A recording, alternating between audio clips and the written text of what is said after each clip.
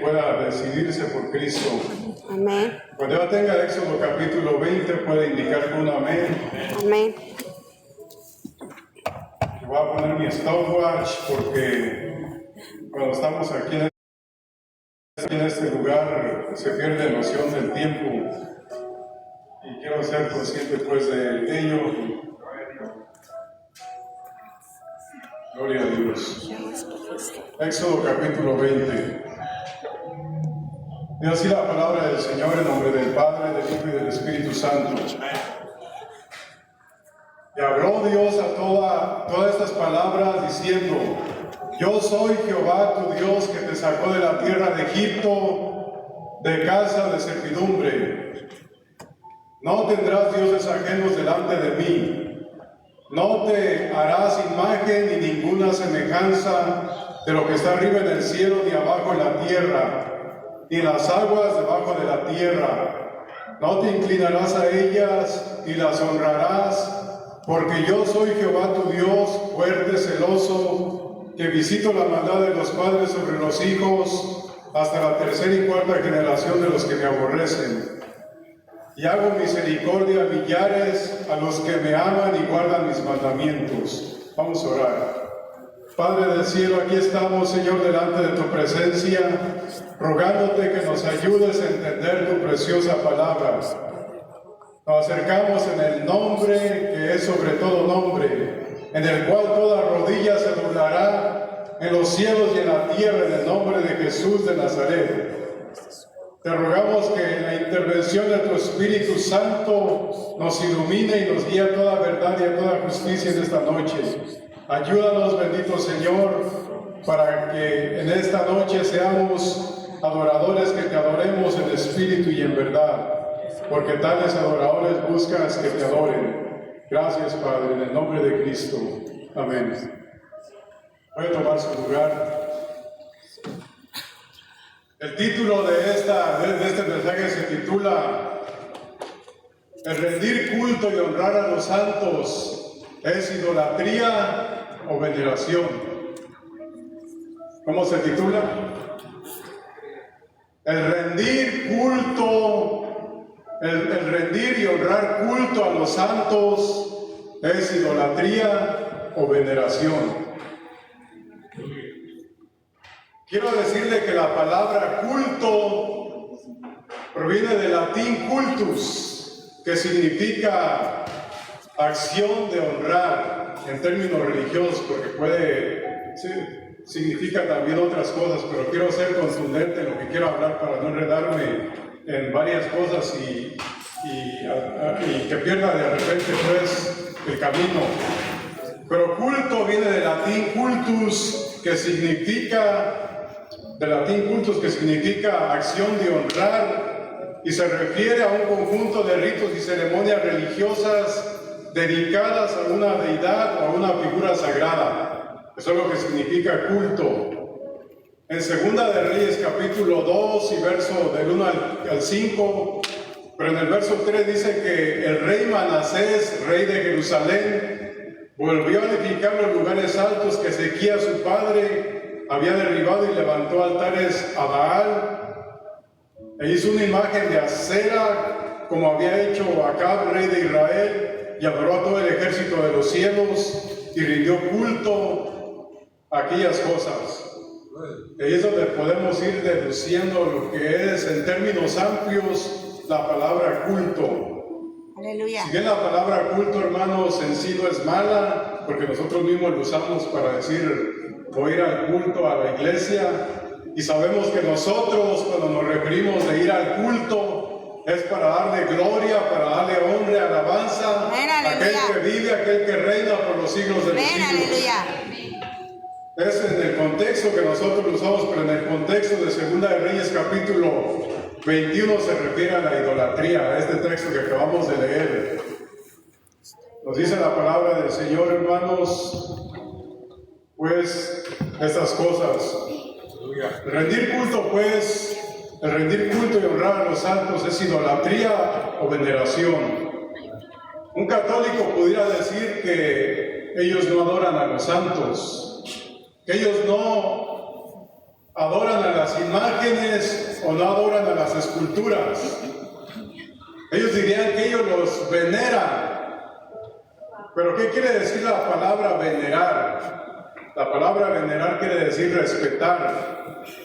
Y quiero solamente decirlo en algunos términos que la Escritura sí lo dice así, respetar.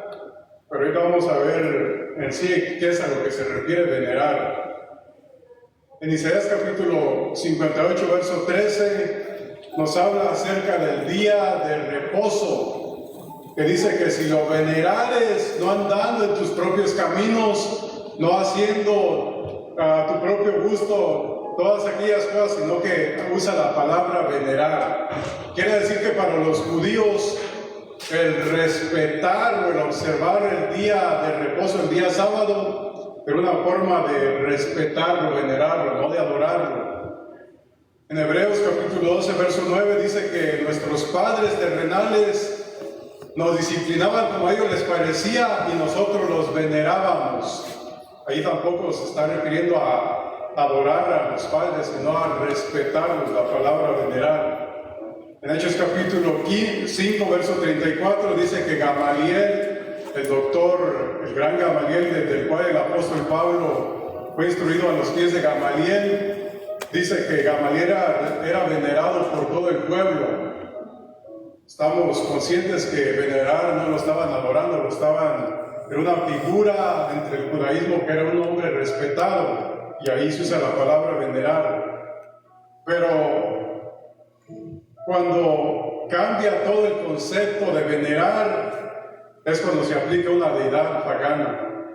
En Hechos capítulo 19, verso 27, dice que la gran diosa Diana de los Efesios era la imagen venida de Júpiter, aquella que veneraba toda Asia y el mundo entero. Ahí es donde esta figura a Diana de los Efesios no solamente la respetaban, sino que la adoraban. Era un medio por el cual los ciudadanos de Éfeso le pedían toda clase de peticiones para encontrar el favor.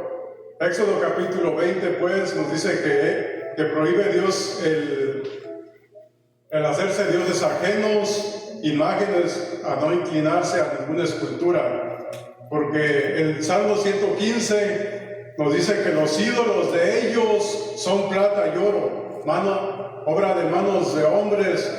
Dice que tienen boca y no pueden hablar. Aleluya. Dice que tienen nariz y no pueden olfatear. Tienen manos y no pueden palpar. Tienen pies y no pueden caminar. Aleluya. Tienen ojos y no pueden ver. Dice que son semejantes al verdadero.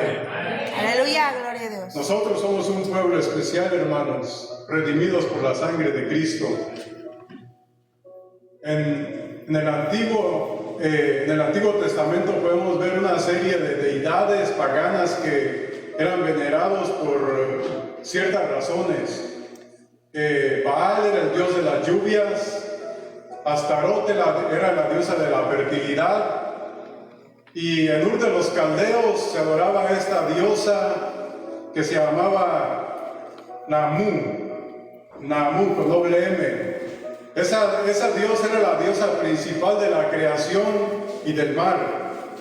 Se adoraba también en Canaán a la diosa Astarot, diosa de la fertilidad y de la guerra. Primera de Reyes capítulo 11, verso 33. Los griegos adoraban a Afrodita, la diosa de la belleza, de la atracción y de la fertilidad. Los romanos adoraban a Diana, esta que miramos aquí en el libro de los Hechos de los Apóstoles. Diana era la diosa de la atracción y de la belleza, y también era conocida como Artemisa. Los egipcios adoraban a Isis. Isis era la diosa de la magia, de la fertilidad y de la atracción. Todas estas deidades tenían algo en común. Iban, como quien dice, inmigrando en el transcurso de la historia. La razón por la cual se asociaban unas a otras muy similar era porque la conquista de los pueblos antiguos, eran conquistados aquellos pueblos, eran tomadas esas deidades y traídas los pueblos que habían sido los conquistadores y hacían un sincretismo de esas deidades, mezclándolas, esas deidades de otras naciones con sus deidades de la nación que era la nación, digamos, soberana que había conquistado, y haciendo una mezcla. Eso se le llamaba sincretismo, de fundir dos cosas en una. Pero, ¿qué tiene que ver Isis con la idolatría contemporánea? Quiero decirle que nosotros debemos descifrar lo que tiene que ver todas esas deidades y la idolatría antigua con la idolatría contemporánea. Quiero descifrar a continuación lo que viene siendo el nombre de Isis y qué tiene que ver con la idolatría contemporánea. Y esta Isis se relaciona con un personaje que tal vez ustedes han visto aquí en Dalton en varias partes. No sé cuántos han visto las danzas. Levanten las manos, ¿cuántos han visto las danzas? Han estado, creo que aquí en el centro, aquí donde es en la feria. Han estado en varios lugares y casas. Bueno, esas danzas son traídas de Zacatecas. Mis primas son las promotoras. Tiene que ver con San Isidro Labrador. Quiero que ponga mucha atención porque cuando usted se dé cuenta cómo voy a descifrar esos nombres, o ese nombre de Isidro, se va a dar cuenta que tiene que ver mucho con esta deidad pagana de la diosa egipcia Isis. Isidro proviene del griego Isidro, que significa don de Isis. Eso es lo que significa Isidro, en honor a la diosa egipcia. El nombre de Isidro es una mezcla de dos palabras. Es una palabra egipcia que quiere decir, una palabra egipcia que es Isis, en honor a la diosa egipcia, Isis. Y Dorón, que es una palabra griega que significa don o regalo. ¿Sí se recuerda que Isidro quiere decir don de Isis? Bueno, si junta las dos palabras Isis, que quiere decir, que es el nombre de la diosa egipcia, y si junta el nombre Dorón, del griego don o regalo, le va a dar Isidorón. Casi ya como Isidro. Pero si al componer los españoles, que es donde viene pues este patrono de España, Isidro Labrador, pero al componer el nombre le quitan a Isis la S y a Dorón la O y diría Isidrón. Pero ya compuesto el nombre castellanizado, se queda como Isidro.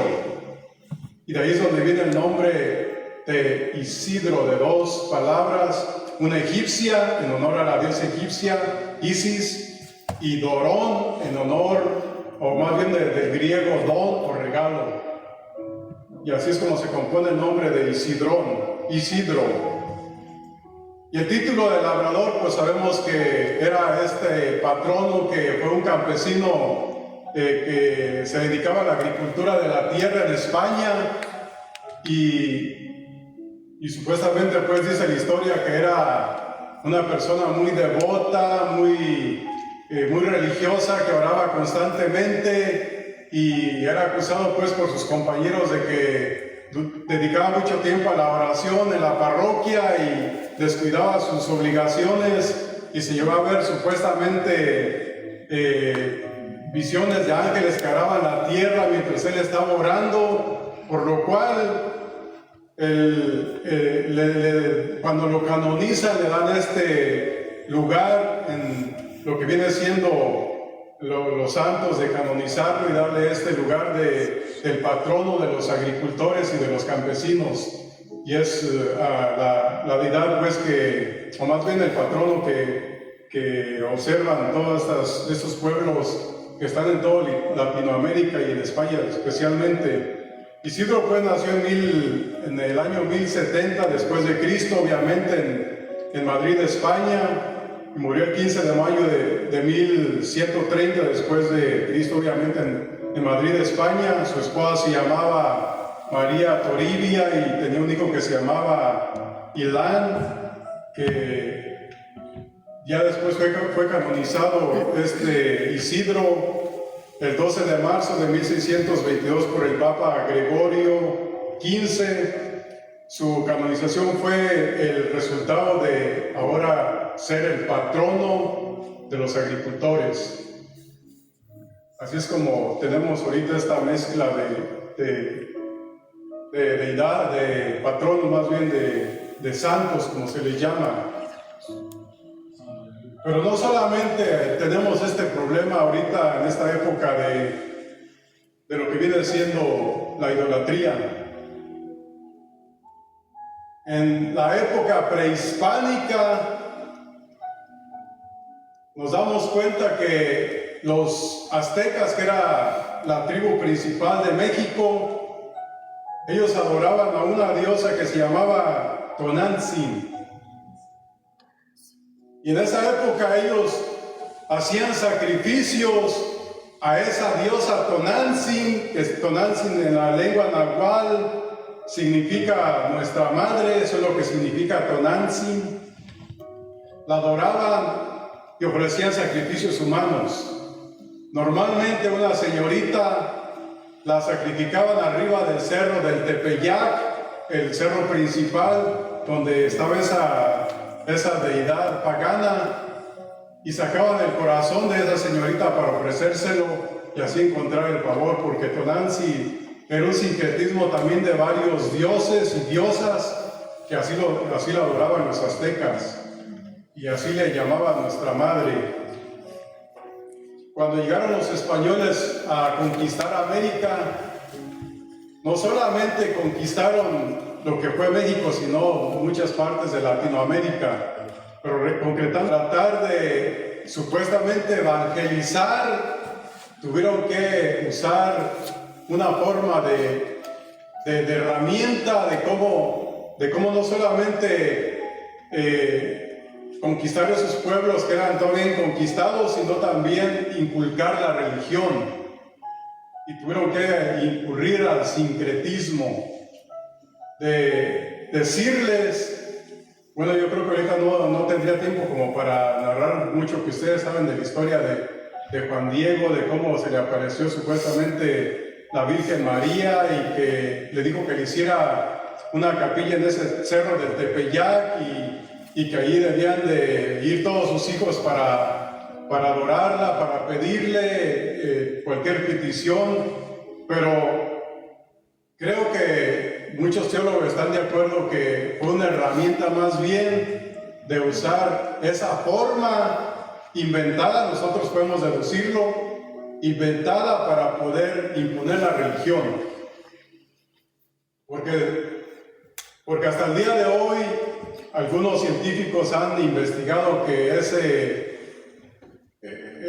imagen que está esculpida en el manto ese que tenía Juan Diego cuando fue al sacerdote a mostrarle pues de que traigo un mensaje de parte de la Virgen y que se le construyó una capilla allí, eso se ha ido reconstruyendo, aunque dicen que no se le ha hecho nada, pero se ha ido reconstruyendo según algunos informes científicos. Pero yo quiero descifrar lo que significa Guadalupe.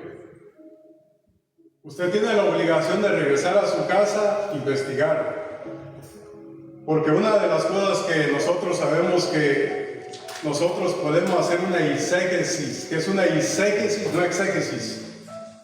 Exégesis es investigar la escritura con profundidad y poder sustraer el contexto que se está tomando con profundidad. Pero exégesis quiere decir tomar un texto fuera de su contexto y decir lo que yo quiero que diga el texto, manipularlo.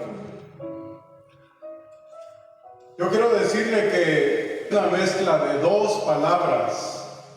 Es una palabra árabe y es una palabra latina, de latín, la lengua sacra del Imperio Romano, de la cual San Jerónimo fue el que escribió la Vulgata Latina, que nuestra Biblia, digamos, gran parte está influenciada por su traducción, que la tradujo Casiodoro de Reina y su compañero también Valera, pero por eso es de que estoy usando mucho esa terminología del griego y del latín, porque tiene que ver mucho toda esa influencia con las palabras. Pero ¿qué significa el nombre Guadalupe? El nombre Guadalupe significa Valle de los Lobos, y se lo voy a descifrar. El nombre Wadi es una palabra árabe, Wadi, y lupus es una palabra latina. Junte las dos palabras, llevar Wadi Lupus de Guadalupe. El nombre Wadi quiere decir solamente valle, eso es lo que quiere decir Wadi en árabe, valle. Y lupus de latín quiere decir lobo. En ese cerro del Tepeyac, que en el Nahual, la lengua de los aztecas, Tepeyac significa cerro. Pero en ese cerro del Tepeyac obviamente había muchos lobos, por eso se llamaba el Valle de los Lobos. Ahora junté así las dos palabras, del árabe wadi, valle, y del latín lupus, lobo, Valle de los Lobos. ¿Cómo se llama la Virgen de Guadalupe? El Valle de los Lobos. Los sacerdotes eran expertos en lenguajes, en idiomas, por lo cual para nosotros algo oculto es difícil de descifrarlo, porque en países como México no hace mucho que todavía se daba misa en latín. ¿Quién entendía lo que estaba diciendo un sacerdote? Era castigada gravemente la persona que se atrevía a rezar en su lengua natal, era castigado con la Inquisición. Era muerto prácticamente, no era accesible la escritura. Así es de que nosotros tenemos mucha historia de manipulación. Pero la escritura nos revela grandes cosas, hermanos. Aleluya. Nos dice la escritura pues que en 1 Timoteo capítulo 2 del 1 al 5 establece claramente que hay un solo Dios y un solo mediador entre Dios y los hombres, Jesucristo hombre. Amén. Dice que el cual quiere que todos los hombres vengan al conocimiento de su verdad y sean salvos. Deuteronomio capítulo 6 verso 4 al 6 dice: Oye Israel, Jehová nuestro Dios, Jehová uno es, y a él amarás de todo tu corazón, de toda tu alma y con todas tus fuerzas. Y estas palabras que yo te mando hoy estarán sobre tu corazón. Amén, aleluya. El pueblo de Dios del antiguo pacto, el pueblo judío, era un pueblo monoteísta, adoraban un solo Dios. ¿Qué es lo que tenemos acá? Un sincretismo de adorar muchas deidades. El libro de los Hebreos, en el capítulo 8, verso 6, nos muestra a Jesucristo como el mediador de un mejor pacto. Mediador aparece 6 veces en referencia a Moisés en el antiguo pacto, pero en Jesucristo Él es nuestro mediador del nuevo pacto, como dice pues la cita de 1 Timoteo de capítulo 2 del 1 al 6, pero en Hebreos capítulo 8 verso 6 dice: pero ahora tanto mejor ministerio es el suyo, hablando del ministerio de Jesucristo, cuanto es mediador de un mejor pacto establecido sobre mejores promesas. Hebreos 9:15 y Hebreos 12:24 hay más referencias en cuanto a Jesucristo presentándolo como mediador. Pero yo hago una pregunta refiriéndome al título de este mensaje: ¿son los santos mediadores? O más bien el título es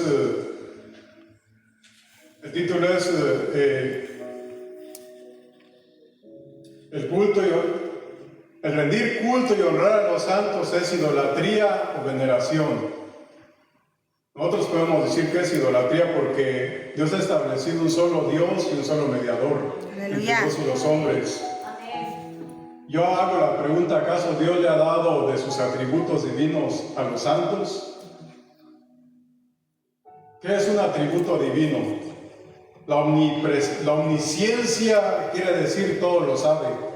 Aleluya. ¿Un santo lo sabe todo? Digámoslo en estos términos, si para ellos, para los católicos, están allá en el cielo y son personas o fueron personas como nosotros, limitadas, ¿acaso ellos tenían el atributo de Dios de la omnisciencia, que todo lo saben? ¿Acaso cuando se reúnen millones de personas en todos los países, ellos todos lo saben de lo que todos les están pidiendo en los santuarios? ¿Acaso ellos tienen el atributo de la omnipresencia? ¿Están presentes en todo tiempo y en todo lugar a la misma vez? ¿Acaso ellos tienen el atributo de Dios de la omnipotencia? ¿Son omnipotentes? ¿Tienen todo el poder para hacer lo que ellos quieran cuando todos los feligreses se lo están pidiendo? ¿Acaso ellos tienen el atributo del atributo que tiene Dios de que Él es soberano? Aleluya. Nada ocurre sin su consentimiento o sin su voluntad. Con esto nosotros podemos deducir que esa herramienta de ponerlos como patronos, como intercesores, como mediadores, no tiene cabida en la Escritura. Aleluya. Gloria a Dios. Jesucristo es nuestro intercesor, dice la Escritura. Nos podemos dar cuenta en Génesis capítulo 18, verso 22. Fue así como los patriarcas, como los profetas, ellos fueron personas que en su vida terrenal, estando en vida presente, ellos fueron como Moisés en Egipto.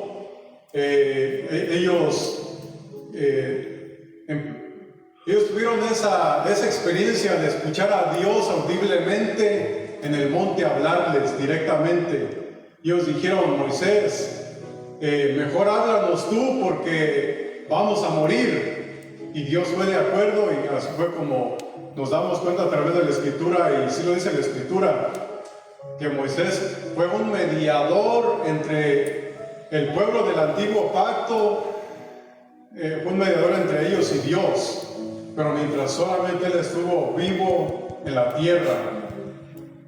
Pero Moisés dijo: Dios les levantará otro profeta como yo, y a él oirán, y toda persona que no le escuchare será desarraigado. Aleluya. ¿Cuántas miles de personas que están desviadas en idolatría han descuidado este mandamiento de escuchar al único mediador? Aleluya. Jesucristo en vida presente, Él intercedió por el pueblo en Juan capítulo 17. Todo ese capítulo lo estaba compartiendo nuestra hermana pastora hace un momento. Allí dice: yo ruego por ellos. Esa es la oración sacerdotal. Yo ruego por ellos, es lo que dice Jesucristo. Dicen: no te ruego por el mundo, sino por los que me has dado. Te ruego por los que me elegiste del mundo. No te ruego que los guardes del mundo, sino que los guardes del mal. Y dice: Padre, aquellos que me has dado, quiero que donde yo estoy, también ellos estén conmigo. Es la oración sacerdotal de Jesucristo. Jesucristo resucitado intercede también por nosotros, como dice Hebreos capítulo 7, verso 25. Dice: por lo cual puede también salvar perpetuamente a los que por Él se acercan a Dios, viviendo siempre para interceder por ellos. Jesucristo está intercediendo por nosotros. Amén, aleluya. Todo aquel que cree en Jesucristo no tiene necesidad de otro intercesor. Jesucristo intercede. Aleluya. Amén. ¿Sabe usted? También tenemos otro intercesor. No soy yo, es el Espíritu Santo. Aleluya, gloria a Dios. Romanos capítulo 8, verso 27. Dice, mas el que escudriña los corazones sabe cuál es la intención del Espíritu, porque conforme a la voluntad de Dios intercede por los santos. Aleluya. ¿Y quiénes son los santos? Primera de Corintios, capítulo 1 y verso del 1 al 3, no sé quiénes son los santos. Mira, acompáñenme esa cita, ya con eso termino. Primera de Corintios, es el capítulo 1. Todos los que han creído en Jesucristo bajo el nuevo pacto son los santos que se refiere aquí la Escritura. Primera de Corintios, capítulo 1, desde el verso 1 al 3, dice, Pablo, llamado a ser apóstol de Jesucristo por la voluntad de Dios, y el hermano Sóstenes, a la iglesia de Dios que está en Corinto, a los santificados en Cristo Jesús, llamados ¿a qué? A ser santos con todos los que en cualquier lugar invocan el nombre de nuestro Señor Jesucristo, el nombre de nuestro Señor Jesucristo, Señor de ellos y nuestro. Aleluya. Gracia y paz a vosotros de Dios nuestro Padre y del Señor Jesucristo. Aleluya. Todos los que estamos vivos, presentes, nos llama santos y hemos creído en Él. Gloria a Dios. Pero ¿cómo fue que nosotros conocemos pues esto de los santos? Bueno, la Iglesia Católica ha reconocido a aquellas personas que han hecho alguna hazaña, algún milagro supuestamente, y los ha instituido después de que pasaron los años, por ahí como en el año 1000 y feria fue cuando se canonizó oficialmente pues la intercesión de los santos. Pero la Biblia lo que se refiere más es a nosotros, los que hemos creído en Cristo, que somos los santos, la iglesia de Jesucristo. Aleluya. Nosotros somos los que hemos sido lavados con la sangre de Jesucristo, y es a los que se nos llama santos. ¿Qué quiere decir santo?